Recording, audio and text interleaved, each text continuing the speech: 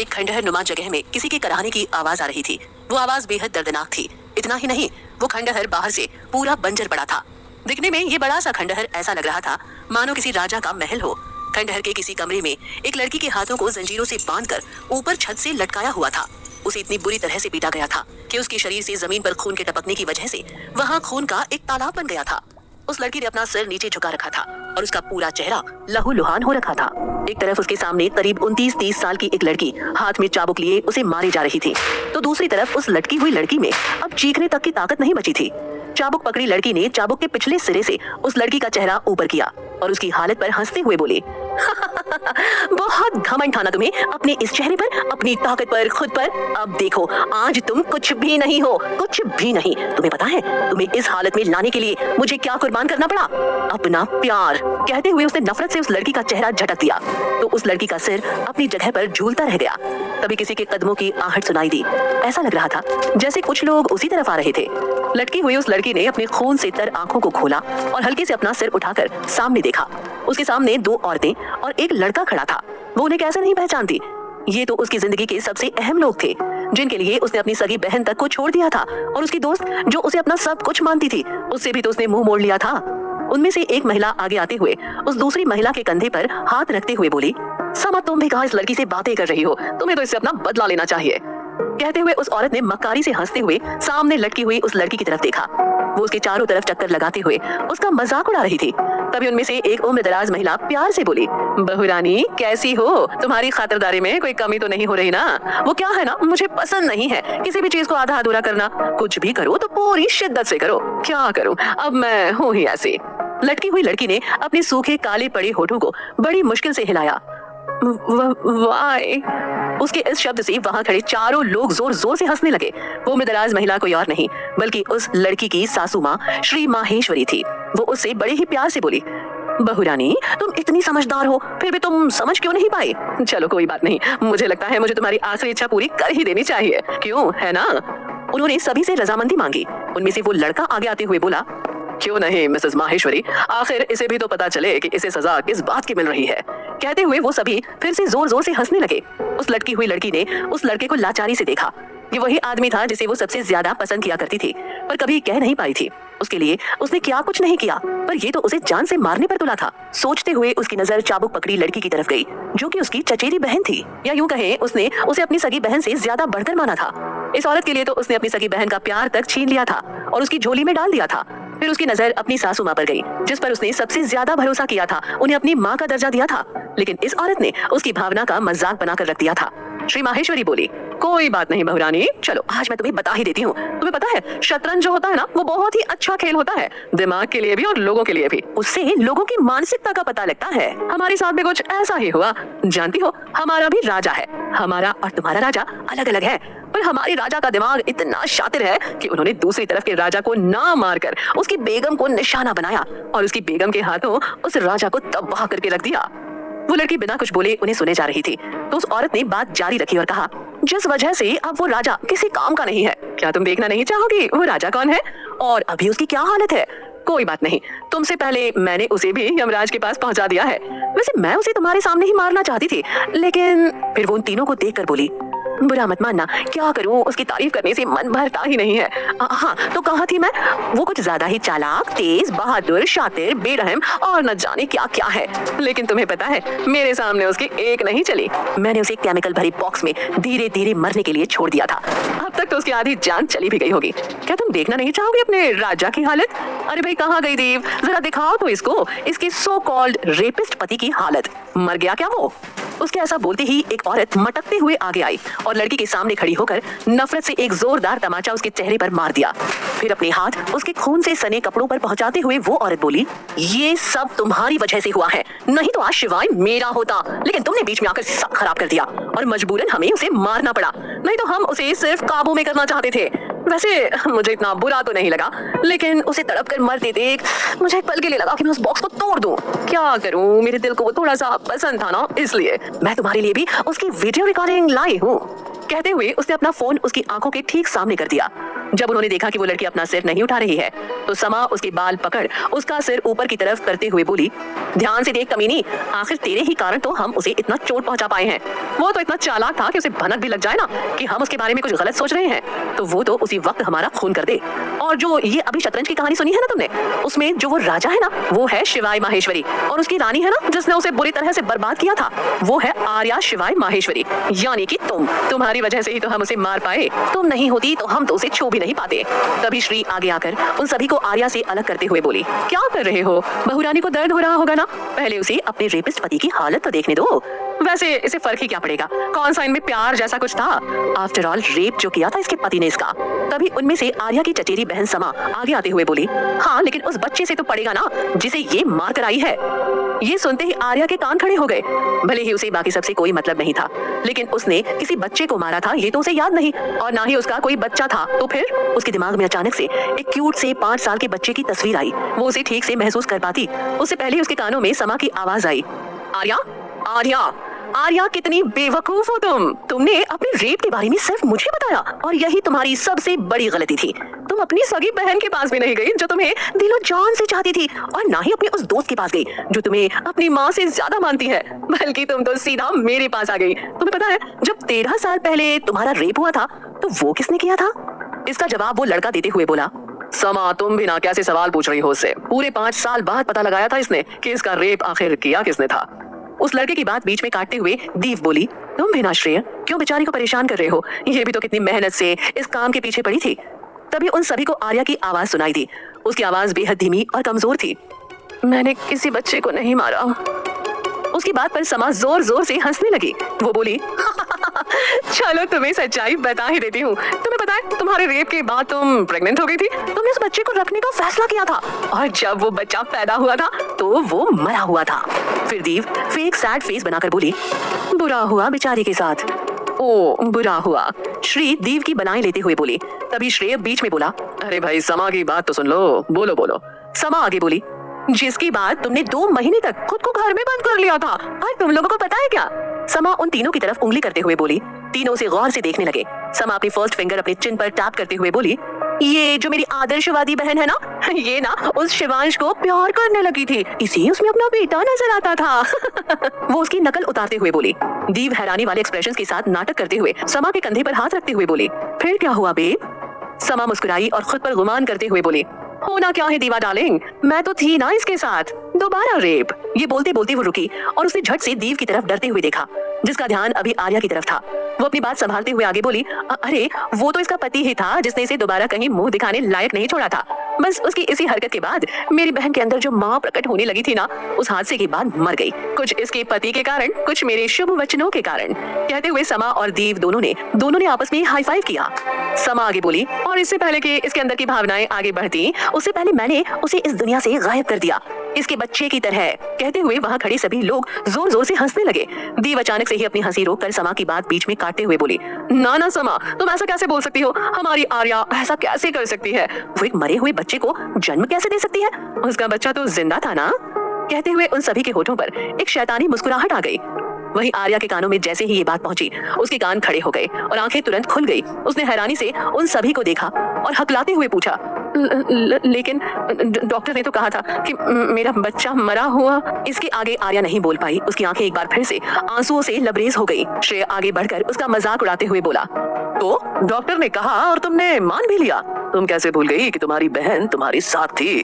फिर वो समा की तरफ अपने दोनों हाथों से इशारा करते हुए अदब से आगे बोला, तुम्हें एक बात बताऊं, ये ना उस बच्चे को भी उसे दिन मारने वाली थी, लेकिन पता नहीं कहां से वहां तुम्हारा राजा पहुंच गया, और पता नहीं उसने ऐसा क्या देखा उस बच्चे में जो उठाकर ले गया अपने साथ, और बेचारी हमारी समा का दिल टूट गया। तुम्हारे बच्चे को नहीं मार पाई ना बेचारी। कहते हुए उसने मायूस चेहरा बनाते हुए समा को देखा। आखिर कौन था वो आदमी जो उस बच्चे को अपने साथ ले गया, और क्यों? और आखिर क्यों आर्या को उसके अपने ही इतनी बेरहमी से तड़पा रहे थे? क्या आर्या ले पाएगी इन सबका बदला? जानने के लिए सुनते रहिए ये कहानी सिर्फ पॉकेट एफएम पर।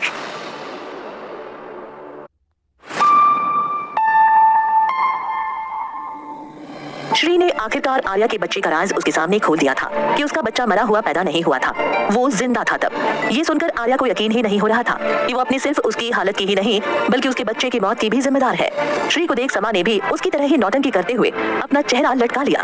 फिर अचानक से खुश होते हुए बोली, लेकिन तुम्हें पता है जब तुमने शिवाय माहेश्वरी की शादी उसकी गर्लफ्रेंड से ना करवा कर खुद की ना, तो मेरा मन कर रहा था कि मैं तुम्हें जान से मार दूं उसी मंडप में और तुम्हारी डोली की जगह अर्थी विदा होते हुए देखूं वहां से।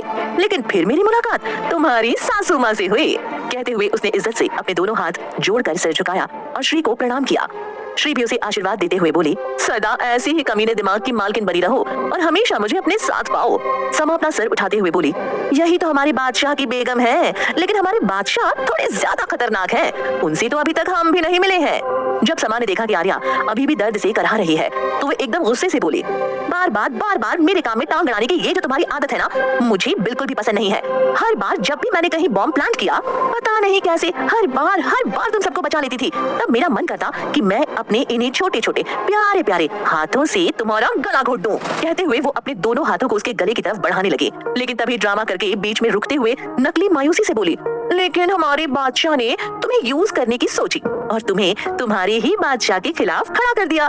तुम्हें पता है वो जो शिवू है ना, शिवू, शिवाय का 5 साल का बेटा, उसकी असली माँ कौन है? Any guesses? आर्या गंभीर हालत में थी, वो कुछ भी नहीं बोल पाई, लेकिन बाकी तीनों ने झट से अपने हाथ खड़े कर दिए। तभी दीव उचकते हुए अपना हाथ ऊपर करते हुए बोली, हाँ मुझे पता है उसकी असली माँ ने उसे मार दिया। बहुत बुरा हुआ बेचारे के साथ, मुझे उसके लिए बहुत बुरा लगा। इस पर समा एक्साइटेड होकर बोली, और उसकी असली माँ का नाम क्या है? चारों एक साथ खुशी से चिल्ला पड़े, आर्या शिवाय माहेश्वरी। ये सुनकर आर्या की आंखों से आंसू बहने लगे। वो बच्चा शिवांश उसका अपना बेटा था, लेकिन उसने अनजाने में उसी को इतना हर्ट कर दिया। समा उसका चेहरा अपने हाथों में दबोचते हुए बोली, तुम कितनी शातिर थी, लेकिन पता नहीं हमारे सामने बेवकूफ कैसे बन गई। ये शायद हम ही तुमसे ज्यादा स्मार्ट है। तुम्हें पता है ये जो लड़का है ना, कहते हुए उसने श्रेय को आगे आने का इशारा किया। श्रेय भी अपना कॉलर ठीक करते हुए बड़े ही एटीट्यूड से आगे आया। श्री श्रेय के सिर पर टपली मारते हुए बोली, क्या कर रहे हो, थोड़ा और स्टाइल से जाओ, आफ्टर ऑल अब तुम्हारी बारी जो है। श्रेय के आगे जाने पर समा ने उसकी पीठ थपथपाई, फिर बोली, ये जो आदमी है ना, तुम्हारा क्रश, तुम्हारी जान, जो भी, इसे भी हम ही लाए थे तुम्हारी जिंदगी में, और अगर तुम्हें याद हो तो इसे तुम्हारा क्रश भी मैंने ही बनाया था। कितनी स्मार्ट हूँ ना मैं, मुझे तो इतनी अच्छी प्लानिंग के लिए ऑस्कर मिलना चाहिए। तभी पीछे से दीव बोली, हम भी हैं, हमें भी तो कुछ मिलना चाहिए ना। समा बोली, of course babe. Shri Arya के चक्कर लगाते हुए बोली, और बस इसी तरह तुम खड़ी तो थी, लेकिन हमारे पैरों के नीचे। अरे यार तुम लोग भी ना इसे इसके बच्चे के बारे में भी बताओ जिसे इसने खुद ही मार दिया था। कहाँ तुम ये सब छोटी मोटी बातों को लेकर बैठी हो? तभी दीव एक साइको की तरह अपना सिर टेढ़ा करके होठों पर बड़ी सी मुस्कान लिए बोली, अरे वेट उस पर भी आएंगे, लेकिन मैं ये कह रही थी कि जब तुम्हारे पति ने तुम्हें दोबारा छुआ था ना, तब भी मैंने ही उसे ड्रग्स दिए थे ताकि उस रात को वो मेरे करीब आ सके, लेकिन तब भी तुम बीच में कूद पड़ी और उस बार मेरा दिमाग ऐसा सटका कि मुझे तुमसे बदला लेने का खुमार चढ़ गया। फिर क्या करती मैं, इसलिए मैंने ना तुम्हारे बेटे को टुक से ऊपर पहुंचा दिया। I swear, इसमें इन तीनों ने जी जान से मेरा साथ दिया था। मुझे एक बार के लिए बेचारे शिवू पर तरस आ गया था। वो इस समा से उसे छोड़ने के लिए कह रहा था, लेकिन समा तो मासी है, उसके साथ जैसे भी बिहेव करे, मैं कौन होती हूँ बीच में बोलने वाली। समा फिर आगे बोली, हाँ जिस दिन शिवाय ने दोबारा तुम्हारे साथ जबरदस्ती की, उसके कुछ घंटों बाद होटल पैराडाइज के जलने की न्यूज आई थी, और वो होटल शिवाय माहेश्वरी के लिए बहुत बहुत इंपॉर्टेंट था, लेकिन तुमने उसे अपने हाथों से स्वाहा कर दिया था। So sad.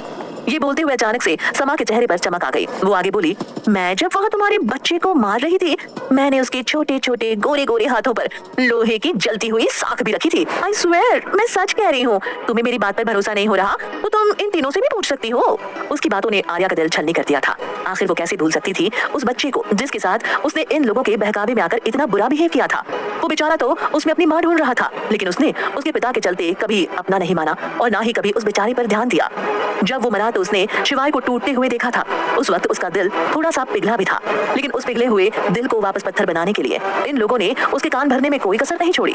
फिर क्या था, आर्या ने अपने पति को पूरी तरह बर्बाद कर दिया। आर्या ने उसे उसी के बेटे के कत्ल के झूठे इल्जाम में जेल भेज दिया था, साथ में रेप और मॉलेस्टेशन के चार्जेस भी लगवा दिए, जिसके बाद से शिवाय माहेश्वरी पूरी तरह से बर्बाद होने की कगार पर आ गया था। लेकिन शिवाय भी कम नहीं था। वो फिर से खड़ा हुआ और दोबारा दुनिया में अपने नए मुकाम पर पहुंच गया। जाहिर सी बात थी, इस सब के बाद शिवाय के दिल में आर्या के लिए नफरत के सिवाय कुछ नहीं था। लेकिन अब वो नफरत पहले से बढ़ चुकी थी, क्योंकि आर्या ने पहले उसे उसकी गर्लफ्रेंड से दूर किया था और फिर उसके बच्चे से। आर्या ये सब सोच ही रही थी कि उसका ध्यान समा की आवाज से टूटा। तुम्हारा शिवू अपने हाथ को फूंक मारते हुए रो रहा था। वो इतना मासूम लग रहा था ना कि उसे रोता देख मुझे उस पर तरस आ गया। लेकिन फिर मुझे उसकी उस मासूमियत में तुम्हारा चेहरा दिखा, तो बस फिर मैं भी क्या करती, मैंने उसे वहीं पर बांध दिया।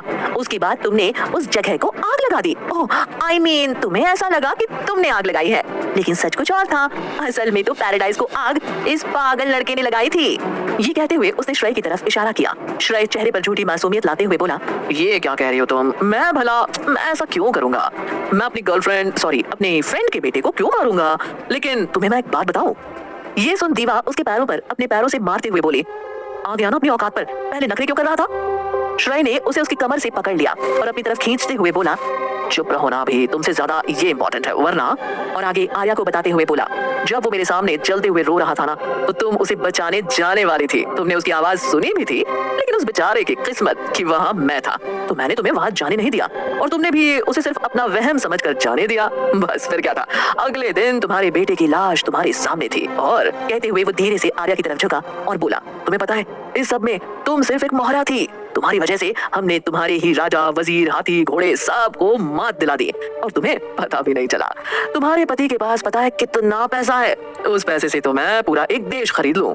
तभी श्री बीच में आते हुए बोली, चलो बहुत हो गया, अब बहुरानी को अलविदा कहो, हमारे पास ज्यादा टाइम नहीं है। चलो बहुरानी जल्दी बताओ, कोई और सवाल पूछना चाहती हो हमसे? फिर मैं तुम्हें भी मारने वाली हूँ। थोड़ा सा तड़पोगी पर प्लीज बुरा मत मानना।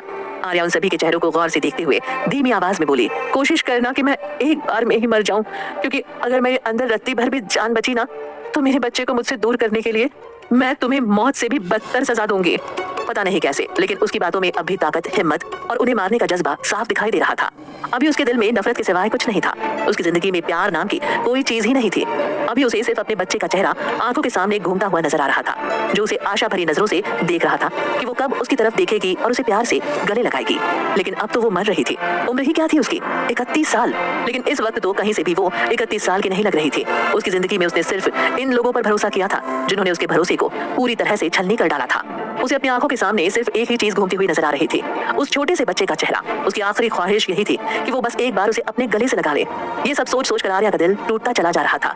तभी अचानक एक आवाज आई और उसका ध्यान अपने पेट में हो रहे तेज दर्द की तरफ गया। उसने आंखें खोलकर देखा तो सामने दीव उसके पेट में चाकू घोंप चुकी थी।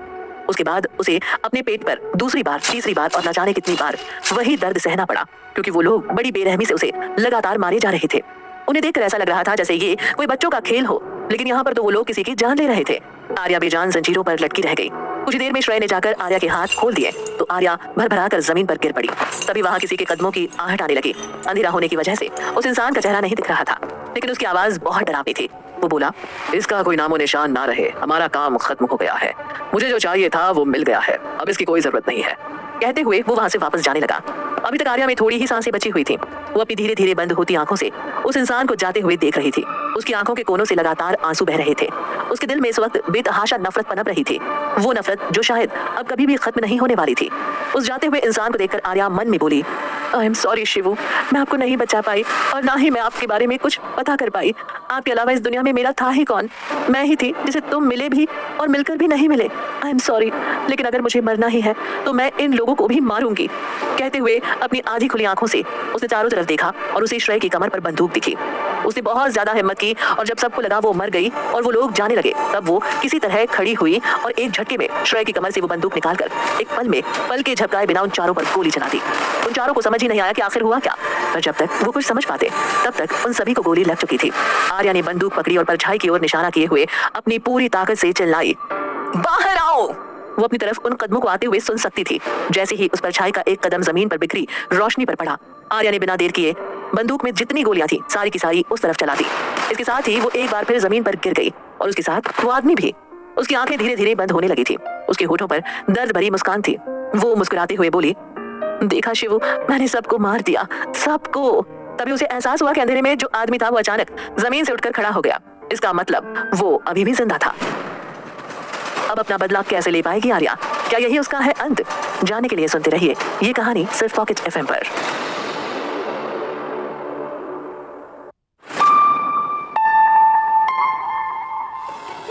उस उस आदमी को अभी भी जिंदा देख आर्या चौंक गई थी, पर वो अभी भी उसकी शक्ल नहीं देख पा रही थी क्योंकि वो आधी रोशनी में खड़ा था, जिससे उसके कमर तक का हिस्सा ही आर्या को दिख रहा था।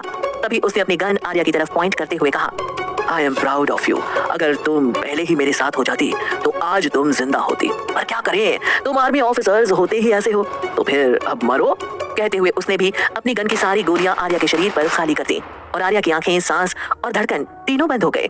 कुछ देर बाद आर्या को जब होश आया तो उसको अपने शरीर में बहुत दर्द महसूस हो रहा था, जो कि एक्सपेक्टेड ही था, लेकिन अचानक उसे लगा कि ये दर्द उस टॉर्चर वाले दर्द से कुछ कम था। जैसे तैसे आर्या अपनी आंखें खोलने की कोशिश करने लगी। उसे कुछ तो बहुत अजीब लग रहा था। तभी उसने अपनी पूरी ताकत बटोर कर एक झटके से अपनी आंखें खोली और अपने सामने का नजारा देखकर एकदम शॉक्ड रह गई, क्योंकि वो एक बहुत ही खूबसूरत सी जगह पर थी। वो सोचने लगी कि क्या वो मर चुकी है, क्या ये हेवन है? पर उसने अपना सिर उठाकर देखा तो उसके दोनों हाथ बंधे हुए थे। फिर उसने सोचा उसे शायद नर्क भेजा गया है। उसके हाथ ठीक उसी तरह से बंधे हुए थे जैसे उन हैवानों ने उसे बांधा था, लेकिन यहाँ फर्क इतना था कि उसके हाथों को नुकीले लोहे की जंजीरों के बजाय पीच कलर की सॉफ्ट हथकड़ियों से बांधा गया था। उसे लगा कि कहीं उसकी आंखें तो खराब नहीं हो गई हैं, इसलिए उसने एक बार फिर से अपनी आंखें कसकर बंद कर ली। आंखें बंद करते ही जोरदार आवाज के साथ दरवाजा खुला। आर्या के दिमाग में पता नहीं क्या आया कि उसने अपनी आंखें नहीं खोली। दरवाजे पर एक आदमी एक लड़की का सहारा लिए खड़ा था। वो लड़की उस आदमी को संभाल कर लाई और बेड पर बैठा दिया। फिर अपने हाथ झाड़ते हुए बोली, चलो भाई समा, तेरा काम तो हो गया, अब बस इसे जल्दी से नशा चढ़ जाए। फिर वो बेड पर लेटी आर्या की तरफ देखते हुए बोली, ओह सो सैड, एक बार फिर तुम्हारे साथ वही जबरदस्ती होने वाली है, और प्लीज दीव को मत बताना कि इसे मैं लेकर आई हूँ तुम्हारे पास, नहीं तो वो भी मुझे मेरे अक्ष से दूर कर देगी। खैर छोड़ो, अब तुम सीधे कल दोपहर को ही होश में आओगी, और आते ही जब तुम खुद को देखोगी ना, तब तुम्हें खुद पर शर्म आएगी। फिर समा आर्या के एकदम करीब जाकर उसके कान में बोली, आपको पता है दी, जो 5 साल पहले आपके साथ यही हादसा हुआ था ना, वो मैंने ही अरेंज करवाया था, लेकिन आपकी किस्मत अच्छी थी कि तब पता नहीं कहां से आपको ये शिवाय मिल गया, वरना मैंने तो आपके लिए पूरे 4 लोगों को भेजा था। और पता है क्या, उस रात भी इसे ड्रग्स दिया गया था। अजीब बात है ना, पर तुम ठहरी मेरी बहन, तुम कहाँ उन लोगों की बातों पर, सबूतों पर विश्वास करोगी, तुम तो मुझ पर भरोसा करोगी ना। अरे चलो, मैं भी कहाँ तुम्हारे पीछे लग गई। तभी उसने शिवाय की तरफ देखा, जो इस वक्त पसीने से पूरा भीग चुका था। असल में शिवाय किसी ग्रीक गॉड से कम नहीं दिखता था। लंबी हाइट, हल्की बियर्ड के साथ उसका हैंडसम चेहरा और खास करके उसकी भूरी चमकीली आंखें, सब इतने खूबसूरत थे कि पल भर के लिए तो समा की आंखें भी उस पर ठहर सी गई। समा अपने दोनों हाथों को अपने गालों पर रखते हुए बोली, हाय ये तो कितना क्यूट, स्मार्ट, हैंडसम और पता नहीं क्या क्या लग रहा है मुझे। बिना कोशिश किए भी मैं इसकी तरफ अट्रैक्ट होती जा रही हूँ। क्यों ना तुम्हारे बदले आज मैं ही करीब आ जाऊं, कैसा रहेगा? कहते हुए समा शिवाय की तरफ बढ़ी और अपना हाथ शिवाय की चेस्ट पर रखा ही था, पर उसकी किस्मत, शिवाय ने एक झटके से उसे धक्का देकर खुद से दूर कर दिया। झटका थोड़ा तेज था, जिससे समा जमीन पर जा गिरी। शिवाय नशे में बड़बड़ाया, don't you dare to touch me. उसकी जबान लड़खड़ा रही थी, लेकिन फिर भी वो किसी को अपने करीब आने नहीं दे रहा था। समा भी होश में आई, जल्दी से उठी और आर्या की तरफ जाकर उससे बोली, तुम तो यहाँ पूरी मम्मी बनकर पड़ी हो, ऐसे में वो तुम्हारी तरफ अट्रैक्ट कैसे होगा? रुको 1 मिनट, मेरे पास तुम्हारे लिए कुछ है। ये कह उसने उठते हुए आर्या को 2 थप्पड़ मारे, फिर कैंची से उसके ढके ढके कपड़ों को फाड़कर समा सेटिस्फैक्शन से मुस्कुराई और आर्या का गला दबाते हुए बोली, बहना प्लीज कल अपने इस पति को जबरदस्ती करने के इल्जाम में जेल भिजवा देना। कहते हुए उसने रूम की लाइट कम कर दी और कमरा लॉक करके वहां से चली गई। आर्या ने आंखें खोली और व्हाट द हेल कहते हुए उसने अपना जबड़ा कसा। उसे कुछ समझ नहीं आ रहा था, ये सब हो क्या रहा है। उसने ध्यान से उस जगह को देखा, ये तो कोई कमरा था, लेकिन वो यहाँ कैसे आई? और ये सब अभी जो समा बोल कर गई थी, वो सब क्या था? उसने अपने आसपास देखा तो उसकी नजर बेड के किनारे पर पड़े शिवाय पर गई, जो अपनी शर्ट खोल रहा था। उसका चेहरा पूरा पसीने से भीगा हुआ था। आर्या को कुछ भी समझ नहीं आ रहा था। तभी उसकी नजर साइड में रखे कैलेंडर पर गई। उस पर लिखी तारीख देखकर आर्या की आंखें फैल गई। वो तुरंत बेड पर बैठ गई। उसके हाथ अभी भी कपड़े वाली हथकड़ियों से बंधे हुए थे। वो कैलेंडर को देखते हुए बोली, ये सब क्या हो रहा है? मैं तो मर गई थी ना, और मैंने तो इस समा को भी मार दिया था, तो फिर वो जिंदा कैसे है? और इस पर तारीख इतनी कम क्यों लिखी है? इससे आगे कि वो कुछ और सोच पाती, उसे महसूस हुआ कि कोई उसे घूर रहा था। उसने अपनी नजर इधर उधर की तो देखा सामने बेड की दूसरी तरफ बैठा शिवाय उसे घूर रहा था। शिवाय माहेश्वरी, ये वही इंसान था जिसने उसकी इज्जत पर हाथ डाला था, और फिर वो प्रेग्नेंट हो गई थी और इसके बाद उसका बच्चा मरा हुआ पैदा हुआ था। नहीं, मेरा बच्चा जिंदा है, ये याद आते ही उसके होठों पर मुस्कान आ गई, लेकिन वो इस बात से बेखबर थी कि उसकी ये मुस्कान सामने बैठे शिवाय पर कितना गहरा असर कर रही थी। शिवाय को अपने सामने सिर्फ आर्या दिख रही थी। उसकी गोरी सॉफ्ट स्किन पर से शिवाय की आंखें हट ही नहीं रही थी। शिवाय बहुत ही यंग लग रहा था, बिल्कुल वैसा जैसा वो 7 साल पहले था। वो इससे ज्यादा कुछ सोच पाती कि उसे महसूस हुआ कि शिवाय उसकी तरफ बढ़ रहा है। उसने शिवाय से दूर हटते हुए कहा, शिवाय दूर रहो, शिवाय तुम गलत कर रहे हो, शिवाय होश में आओ, ये सब एक चाल है तुम्हें बर्बाद करने के लिए। कहते हुए वो बेड के एक साइड पर जाकर चिपक गई। वो वहां से भाग भी नहीं सकती थी क्योंकि उसकी प्यारी बहन उसके हाथों को बड़े प्यार से बांध कर जो गई थी। उसने फिर से शिवाय की तरफ देखा। शिवाय सच में बहुत हैंडसम था और किसी भी लड़की के लिए उससे दूर जाना बहुत मुश्किल था। लेकिन आर्या तो आर्या थी, वो अपने इमोशंस को संभालना अच्छे से जानती थी। खासकर इस आदमी के लिए उसके पास सिर्फ गुस्सा और नफरत थी। शिवाय की नजर तो बस आर्या को ऊपर से नीचे तक देखे जा रही थी। वो भी उससे दूर होना चाहता था, लेकिन वो ऐसा चाहकर भी ये नहीं कर पा रहा था। शिवाय उसे पकड़कर अपने करीब लाते हुए बोला, इसके लिए तुम जो चाहोगी तुम्हें मिलेगा। कहते हुए उसने आर्या के होठों पर अपनी होठ रख दिए। आर्या खुद को छुड़ाने की कोशिश करते हुए बोली, तुम्हारी जान इसके बदले दोगे? उसके हाथ बंधे हुए थे, इस वजह से वो कुछ भी नहीं कर सकती थी।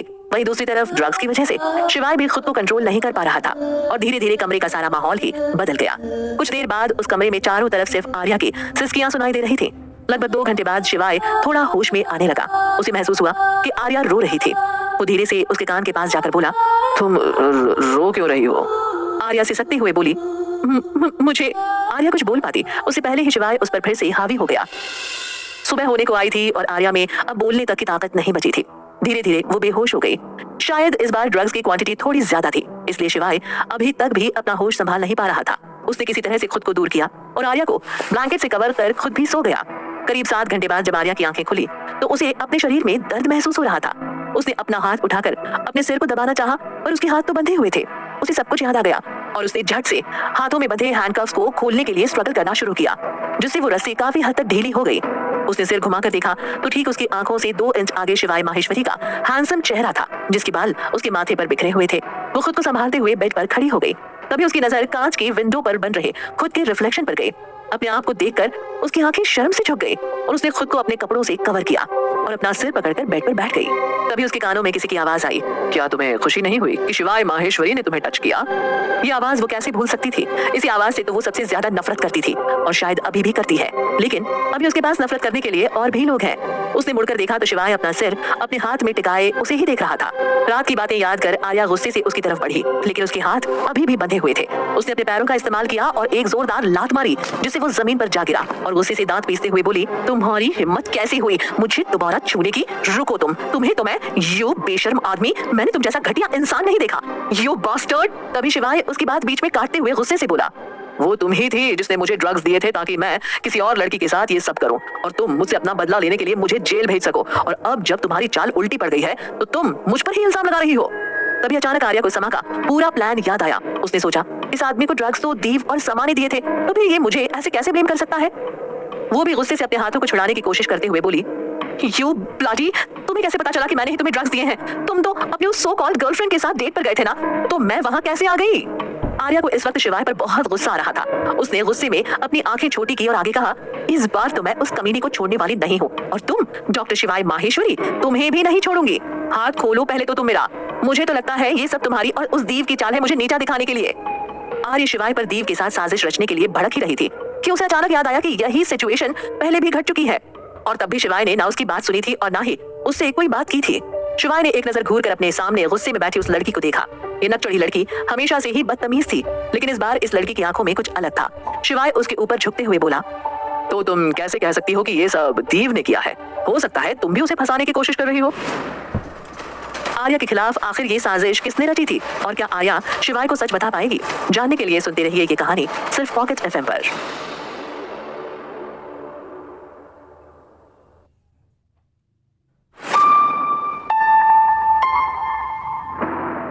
आर्या उसे अपने पास आते देख और गुस्से से भर गई। एक तो पहले ही उसे कुछ समझ नहीं आ रहा था, और अब ये आदमी उससे ऐसे बात कर रहा था जैसे वो सब जानता हो। तभी अचानक उसका ध्यान अपने सिर की ओर गया तो उसने देखा कि इस आदमी ने उस हथकड़ी को एक झटके में खोल दिया था, जबकि वो पूरी रात ऐसे ही रही थी। उसे हैरानी से शिवाय अब भी उसे देखे जा रहा था। ये देखकर आर्या गुस्से से चिल्लाई, यू घटिया आदमी, तुम्हें जरा भी शर्म है या नहीं? उसकी बात से शिवाय के होठों पर एक तिरछी मुस्कान आ गई। अब वो आर्या के इतने करीब था कि बोलते वक्त उसके होठ आर्या के होठों को छू रहे थे। वो धीमी मगर दिलकश आवाज में बोला, और अगर मैं नहीं कहूँ तो? आर्या हैरानी से सोचने लगी, इसे क्या हो गया है? इसने तो कभी भी मुझसे ऐसी बात नहीं की थी। एक्चुअली ये तो मुझसे बात भी नहीं करता था। तभी उसने पूरी ताकत से शिवाय को खुद से दूर झटक दिया और खुद जल्दी से वॉशरूम में घुस गई। शिवाय उसी तरफ देखते हुए बोला, ये सब तुमने ही किया है। अब देखना कैसे मैं तुम्हारे मुंह से ही सब उगलवाता हूँ। मुझे पता है शिवांश को भी तुमने ही किडनैप किया है। इसके लिए तो तुम्हें बहुत बड़ी कीमत चुकानी होगी। बस एक बार मेरे बेटे को मिलने तो दो। इस वक्त उसकी आंखों में आर्या के लिए बेहिसाब नफरत थी।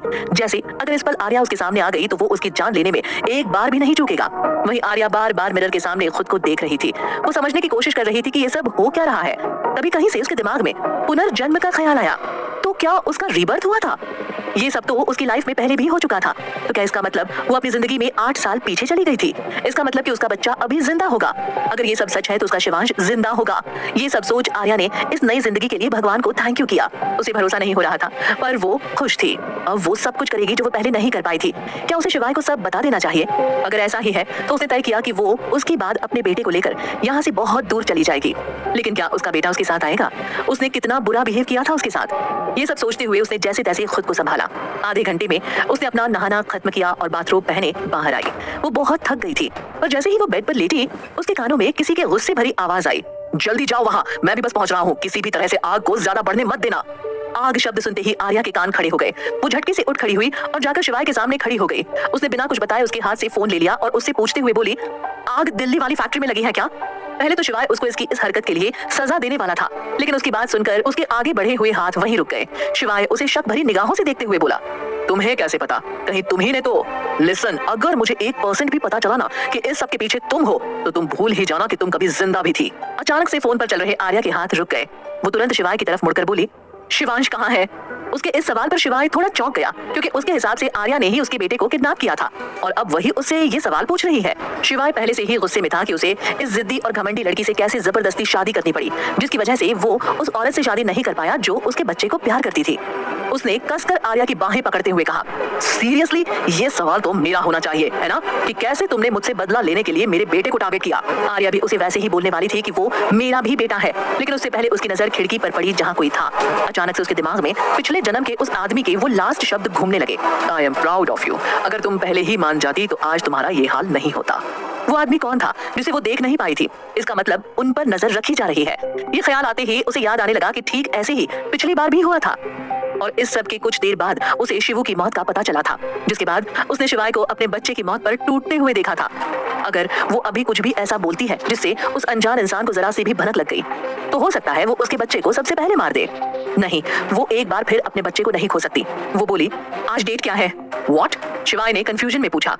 आर्या के होठ कुछ बोल रहे थे और उसकी आंखें कुछ और। वो शिवाय को उस साई की तरफ देखने का इशारा कर रही थी, पर शिवाय का दिमाग अभी बहुत खराब था, इसलिए वो बस आर्या को डांटने में लगा था। शिवाय बोला, ये कोई बात है पूछने की? और तुम मुझे मुद्दे से भटका रही हो। ये सब तुम जानबूझकर कर रही हो ना? एक बार मेरे बेटे को मिल जाने दो, तब देखना मैं तुम्हारा क्या हाल करता हूँ। आर्या ने जब देखा कि वो उसकी एक भी नहीं सुन रहा है तो उसने गुस्से से कहा, ओके फाइन, बोलते रहो जितना बोलना है, तुम में दिमाग नाम की चीज ही नहीं है। बड़े आए माहेश्वरी खानदान का सबसे होनहार इंसान। वो उसकी नकल उतारते हुए बोली और उसके हाथ से जानबूझकर उसका कोट लेकर उसे ताना मारते हुए बोली, अब ये मत कहना कि तुम एक कोट तक अफोर्ड नहीं कर सकते। आर्या वॉशरूम में गई और जल्दी जल्दी ठीक से कपड़े पहनने लगी। उसने शॉर्ट जीन्स और क्रॉप टॉप के बाहर से वही शिवाय का कोट डाल लिया जिसमें शिवाय का फोन भी था। वो अभी का सिनेरियो देख इतनी हड़बड़ी में थी और बस बड़बड़ाई जा रही थी, बेबी मामा आपको कुछ नहीं होने देगी, बस थोड़ी देर में मैं पहुंच जाऊंगी आपको लेने। ये बोलते वक्त उसकी आंखें नम हो गई थी। वो कपड़े पहनकर रूम में आई और शिवाय से बोली, अभी तुम्हारी गर्लफ्रेंड आएगी तो उसे किसी भी कीमत पर 1 घंटे तक मत छोड़ना, चाहे इसके लिए तुम्हें उसे खुद को सौंपना पड़े। आर्या की ऑर्डर देने वाली टोन शिवाय को बिल्कुल भी पसंद नहीं थी। ये लड़की उससे ऐसे बात करने की हिम्मत भी कैसे कर सकती है? और क्या कह रही थी कि वो खुद का इस्तेमाल करे देव को रोकने के लिए? ये सोच उसका चेहरा गुस्से से भर गया था। वो उसे डांटने के लिए उठा ही था कि डोर नॉक हुआ, जिसे सुन आर्या के होठों पर एक शातिर मुस्कान आ गई। वो खिड़की से बाहर कूद गई और सीधा लिफ्ट में चली गई। वो अब भी मुंबई के मलाबार हिल्स में थी। उसे यहाँ से मुंबई सिटी के लास्ट शोर पर बने होटल पैराडाइज में जाना था। वो नीचे आई और किसी को फोन कर होटल पर नजर रखने को बोल दिया। कुछ देर बाद उसके सामने एक बाइक आकर रुकी। वो उस पर बैठे शख्स को पीछे खिसकाकर खुद आगे बैठ गई। उसने हेलमेट पहना और गुस्से से बोली, let's begin the war, I swear इस बार बादशाह की बेगम तुम सभी की जान लेकर ही इस धरती को छोड़ेगी। उसने बाइक स्टार्ट की और फुल स्पीड से ही वहां से निकल गई। वहीं उसके पीछे बैठे शख्स की हालत खराब हो गई थी। वो मन में बोला, मैं भी ना इस पागल लड़की के बुलाने पर आ गया, कितनी स्पीड में चला रही है बाइक। आर्मी में रहने वाले सभी लोग ऐसे ही होते हैं, हार्टलेस। बाइक पर पीछे बैठे शख्स की हालत अब इतनी खराब हो गई कि उसे उल्टी होने जैसा फील होने लगा था, पर आर्या को इन सब से अभी कोई मतलब नहीं था। मलाबार हिल्स सिटी के बीच में स्थित सबसे महंगी और खूबसूरत जगह थी। वहां से मुंबई के एंड तक पहुंचने में लगभग 1 से 1.5 घंटे का समय लगता था, लेकिन अभी आर्या ने बाइक की स्पीड कुछ ज्यादा ही तेज कर रखी थी, जिससे वो लोग आधे घंटे में उस होटल के सामने खड़े थे। बाइक रुकते ही उसके पीछे बैठा शख्स उतरकर उल्टी करने लगा, लेकिन आर्या उसे पूरी तरह से इग्नोर कर होटल के अंदर भागी। जैसा उसकी पिछली जिंदगी में हुआ था वैसे ही यहाँ भी उसे ठीक सामने अपना क्रश श्रेय मेहता दिखा, जिसके चेहरे पर अभी 440 वॉट की स्माइल थी। ऐसा लग रहा था जैसे उसे कुछ बहुत कीमती चीज मिल गई हो। इससे पहले कि वो आर्या को देख पाता, वो सामने एक पिलर के पीछे छिप गई। आर्या खुद को कोसते हुए बोली, क्या इस बार भी मैं टाइम पर नहीं आई हूँ? वेट, पिछली बार तो जब पूरे होटल के आधे हिस्से तक आग पहुंच गई थी तब मुझे शिवांश की आवाज आई थी, लेकिन यहाँ देखकर तो ऐसा कुछ भी नहीं लग रहा। पर हाँ, ऐसा जरूर लग रहा है कि जैसे कहीं आग लगी हो। वो ये सोच ही रही थी कि अचानक से फायर अलार्म बजने लगा। आर्या दिमाग लगाते हुए खुद से बोली, पिछली बार शायद आवाज स्टोर रूम से आई थी। वो बिना देर किए छिपते छुपाते स्टोर रूम की तरफ गई। उसका अंदाजा सही था, आग इसी तरफ लगाई गई थी ताकि जल्द से जल्द शिवांश का चैप्टर खत्म हो जाए। आर्या दरवाजे के पास पहुंची तो दरवाजे पर ताला लगा था। उसने बहुत कोशिश की पर ताला मजबूत होने की वजह से नहीं खुला। डैम इट, अब क्या करूं? तभी उसके कानों में किसी के सुबकने की आवाज आई। ये आवाज स्टोर रूम से आ रही थी। अब मैं अंदर कैसे जाऊं? विंडो। आर्या ने इधर उधर देखा तो उसकी नजर एक लोहे की रॉड पर पड़ी। उसने उसे उठाया और कांच की विंडो पर दे मारा, जिसके बाद वो किसी तरह अंदर पहुंची। वहां का नजारा देखकर उसकी आंखें नम हो गई। सामने 5 साल के शिवांश के हाथ पैर बंधे हुए थे। उसके मुंह पर भी कपड़ा बंधा हुआ था। उसके कपड़ों पर जलने के निशान बने थे। आर्या जल्दी से उसके पास गई और उसे उठाते हुए बोली, हे शिवू, तुम ठीक तो हो ना? उसने जल्दी से उसके मुंह को खोला, फिर हाथ और पैर। शिवू बहुत डरा हुआ लग रहा था। वो रोते हुए अपनी तोतली आवाज में आर्या से बोला, मामा, मुझे ना सामा और तय ने मारा। कहता हुआ शिवू अपने हाथ आगे कर आर्या को दिखाने लगा। उसके हाथ पर गरम लोहा रखने के निशान बने हुए थे, जिसकी वजह से उसके नन्हे नन्हे हाथ लाल हो गए थे। वो अपनी मम्मा को गले लगाना चाहता था, उन्हें बताना चाहता था कि वो उन्हें यहाँ देखकर कितना खुश है, पर उसे डर था कि उसके गले लगाने से कहीं उसकी मम्मा उसे यहीं छोड़कर न चली जाए। लेकिन इस बार आर्या ने तुरंत उसे गले लगा लिया और अपने आंसुओं को कंट्रोल करते हुए बोली, आपकी मम्मा भी आपको मारने वालों को बहुत बुरी सजा देगी। ओके शिवू, चलो पहले तो यहाँ से चलते हैं। आर्या ने शिवू को कसकर गले से लगा लिया और खिड़की से बाहर कूद गई। उसने बाहर आकर अपने गोद में लिए बच्चे को देखा जो अब बेहोश हो चुका था। फिर उसने उस बाइक को देखा जिस पर अभी भी वही आदमी बैठा था जो उसे लेकर यहाँ आया था। पिछली बार भी वही उसे लेकर आया था। फर्क सिर्फ इतना था कि इस बार वो समय से पहुंच गई थी। वो आदमी कौन था जिसने आर्या की हेल्प की थी? शिवांश के गुनहगारों को आर्या और शिवाय कैसे सजा देंगे?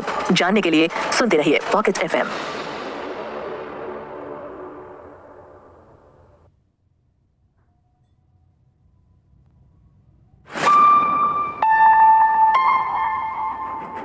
आर्या बाइक की ओर जा ही रही थी कि तभी उसके कानों में वो आवाज जो उसने लास्ट बार सुनी थी वो घूमने लगी। उसके कदम खुद ब खुद रुक गए। वो इस जन्म में किसी पर भी भरोसा करने की गलती नहीं कर सकती थी, इसलिए वो धीरे धीरे आगे बढ़ने लगी। पिछले जन्म में भी ये सब हुआ था, पर वो होटल देर से पहुंची थी और अंदर जाते ही उसे श्रेय ने देखकर रोक भी लिया था। आर्या उस वक्त इतनी बेवकूफ थी कि वो श्रेय के कहने भर से अंदर इस छोटे से बच्चे को देखने तक नहीं गई। अब उसके पास सिर्फ एक ही ऑप्शन था, वाही उसकी बेस्ट फ्रेंड, जो इस वक्त उससे नाराज थी क्योंकि उसे लगता था कि आर्या को कम से कम शिवू से तो अच्छे से पेश आना चाहिए।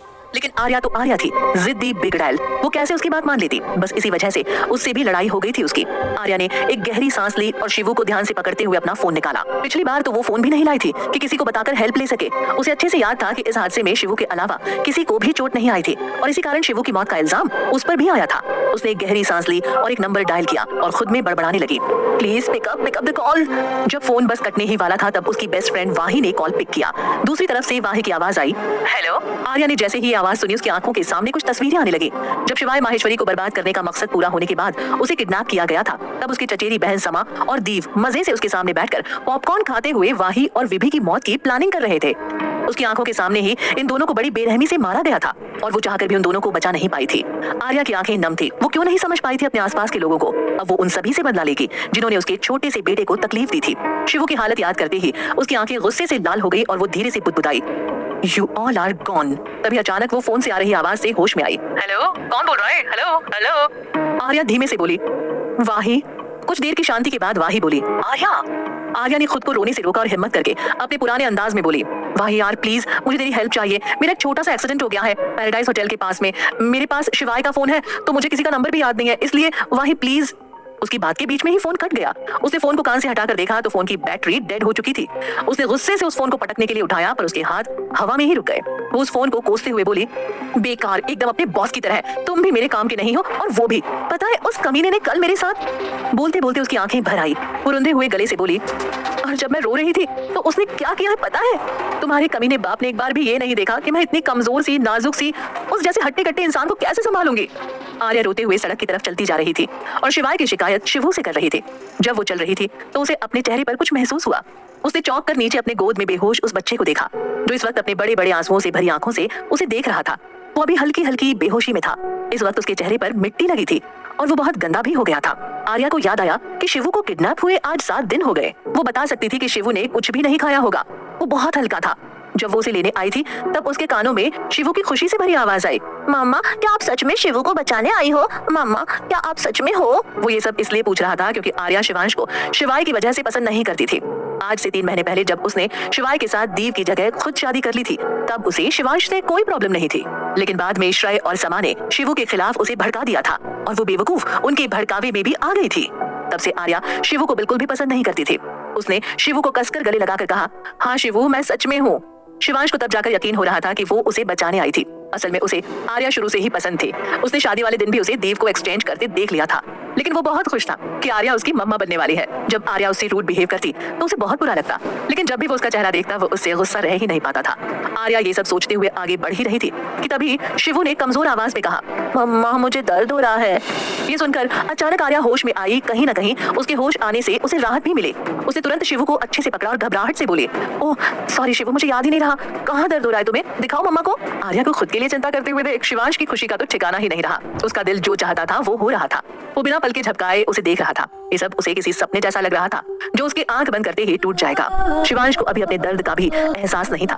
वो आर्या की गोद से हल्का सा उठा और उसकी गर्दन को हक करके उससे किसी बंदर के बच्चे की तरह चिपक गया। वो बोला, मम्मा आप फिर से तो शिवू को छोड़कर नहीं जाएंगी ना? आर्या की आंखें भर आई। वो रुंधे हुए गले से उसके बाल को सहलाते हुए बोली, नो नो बेबी, मम्मा अब कभी भी शिवू को छोड़कर नहीं जाएगी। आप आराम से सो जाओ। उसने देखा कि शिवू कोई हरकत नहीं कर रहा है तो वो समझ गई कि शायद वो फिर से बेहोश हो गया है। सड़क पर चल रहे उसके कदमों की रफ्तार तेज हो गई। तभी उसे दूर से आती हुई कार की हेडलाइट दिखी। ये पक्का समा होगी क्योंकि इसी टाइम के आसपास वो होटल पैराडाइज पिछली बार आई थी। उसने सोचा। आसपास देखने पर उसे लोहे की कांटों वाली तारें दिखाई दी जो शायद लोगों को जंगल और जानवरों को सड़क से दूर रखने के लिए वहां लगाई गई थी। आर्या ने जमीन पर पड़ी तार को उठाकर सड़क के बीच में से ले जाते हुए दूसरी तरफ रख दिया और खुद शिवू को लेकर वहीं झाड़ियों में छिप गई। लगभग 4 मिनट बाद समा की कार वहां से गुजरी। आर्या की आंखें उस कार पर ही टिकी थी। बस कुछ ही पल बाद उस कार का बैलेंस बिगड़ा और वो कार धम्म की आवाज के साथ सीधा जाकर सामने वाले पेड़ से टकरा गई। ये देख आर्या एक विजयी मुस्कान के साथ उठी और शिवू के सिर को सहलाते हुए उस कार को देखकर बुदबुदाई, अब देखो मेरे बेटे को हाथ लगाने का नतीजा। पहले तो जब मुझे पता नहीं था तब ठीक था, लेकिन अब तुमने खुद मेरे सामने आकर गलती कर दी। Bye bye my dear sister, जिंदगी रही तो दोबारा मिलेंगे। कहते हुए आर्या अपने चेहरे पर आगाज की एक चमक लिए आगे बढ़ गई। कुछ देर चलने के बाद उसे एक जानिब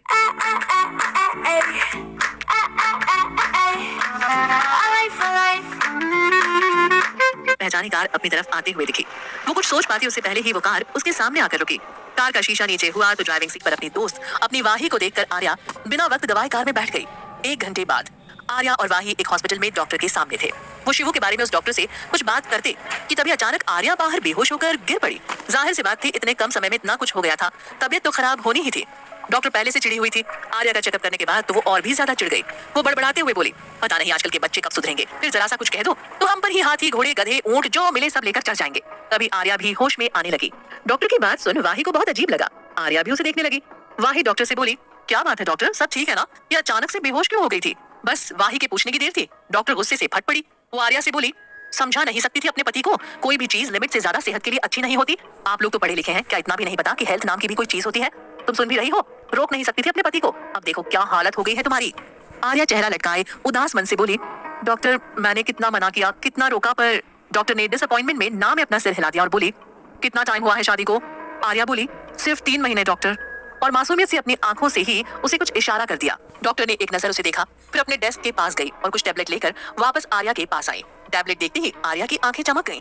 डॉक्टर वो टैबलेट उसकी तरफ बढ़ाते हुए बोली, ये तुम्हारी है और ये तुम्हारे पति की, अब कम से कम 10 दिनों तक तो उसे हाथ भी मत लगाने देना। आर्या खुशी से हाँ में सिर हिलाने लगी तो डॉक्टर बोली, अगली बार ध्यान रखना, खासकर टाइम का, वरना बहुत प्रॉब्लम होगी तुम्हें। जी डॉक्टर मैं ध्यान रखूंगी, कहते हुए आर्या उठने लगी।